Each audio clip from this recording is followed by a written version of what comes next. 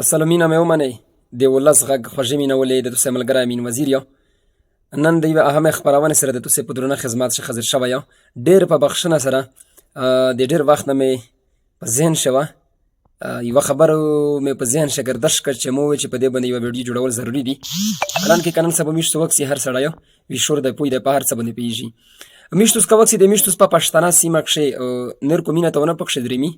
د میشتوس د پښتانه ټولنه که میشتوس وکسي میشتوس اکثر یوه ګیله کي چې ظلم دی، جبر دی، زیوتای دی که نه دا خبرې په میشتوس کښې روانې دي.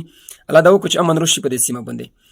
خو میشتوس مسلمون وي د اسلام په روشنایي شي د دې مذهب اسلام په رڼو شي که میشتوس کله سوچ کي په میشتوس شي ځینې داسې غلطۍ دي چې تر ننه ورځې پرې د هغې د ټیکولو میشتوس کوشش ونه کړ. لکه ډېرې غټې غلطۍ دي هغه د وخت په تېرېدل سره میشتوس په هغې باندې جامه کي. خو نن یوه خبره ذهن ته راغلې ده، زړه مې وغوښتل چې په هغې باندې لږ څه جامه سره وکړي.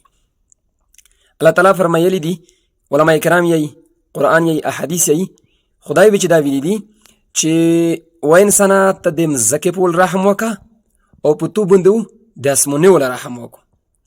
دغه مقصد دا ورکوي چې په مځکه باندې چې کومه ځناور دي خدای پیدا کړي دي، چرګ دی، وزادو، غودو، مرغیدو، نو په دې شی نه باندې الله تعالی وایي چې انسان ته رحم کا.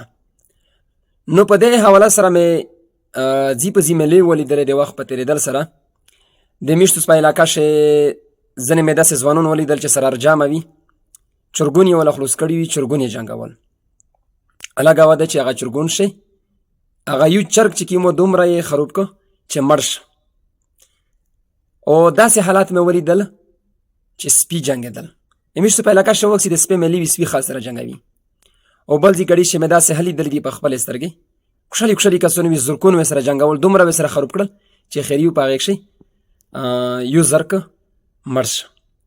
دغه قسم کباټرونه میشتو وکسي. آیا په دغه شي باندې سوچ تر اوسه پرې چا ونه کړ چې دغه د خدای پاک یو مخلوق دی، خدای یو پیدا کړی مخلوق دی. اسکه زه چرګون سره وجنګوه دومره یې بله خوښ که چې هغه یو مړ شي بل د مرګ خوله ته ورسي. په دې کښې خوند څه وي؟ د سپي په جنګول شو څه خوند وي؟ د زرک د باټر لکه میشتوس د بل نه ګیله ویلې وکړي زه ولې دومره ظلم شوی یم چې زه په یوه وړي کې مرغۍ باندې رحم نه که کرم نه که پې. بیا دغې دا مقصد شو چې د مو د ظلم د زړه د شلولي سلسله د دغه ځای نه د نیر شروع کېږي. د تاریخ په سلسله شي که وکسي شرون یایي چې انقلاب د لون د لري یاردرېمي. نو مقصد دغه دی چې نن مو ته واس خدای دومره روکړی دی چې زه په یوه مرغۍ باندې، په یوه چرګ باندې، په یوه زرکه باندې ظلم که زیوتای که. نو دغه دا مقصد شه چې مو ته خدای دومره واس روکړی دی. او بیا که سابو خدای مو ته ډېر غټ واس روکړه زه په انسان باندې ظلم وکړه. لکه دې په حواله سره فلسفي ستر غني بابا وایي چې د وس د بدو نه وي څه به بد څه به د ښه وي، توبه هله د شرابو چې شراب درته پرته وي. نو مقصد هغه دی چې په میشتوس شي هر سړی دومره مسلمون دی چې په کوم شي واس نه رسي بیا دی وایي چې زه ښه مسلمون یم دغه چار زه نه که. خو چې کله میشتوس ته خدای پاک یو واس روکړو یو طاقت روکړو بیا میشتوس ډېر ظلمون وي په خپل منځ کښې. نو عزم اراده وکړي او په علاقه کښې که داسې خلک حرکات کو هغې اصلاح وکیستی، کوشش وکیستی چې د غفلنامانې شي، ځکه چې رحم پچر دی، کرم پچر دی.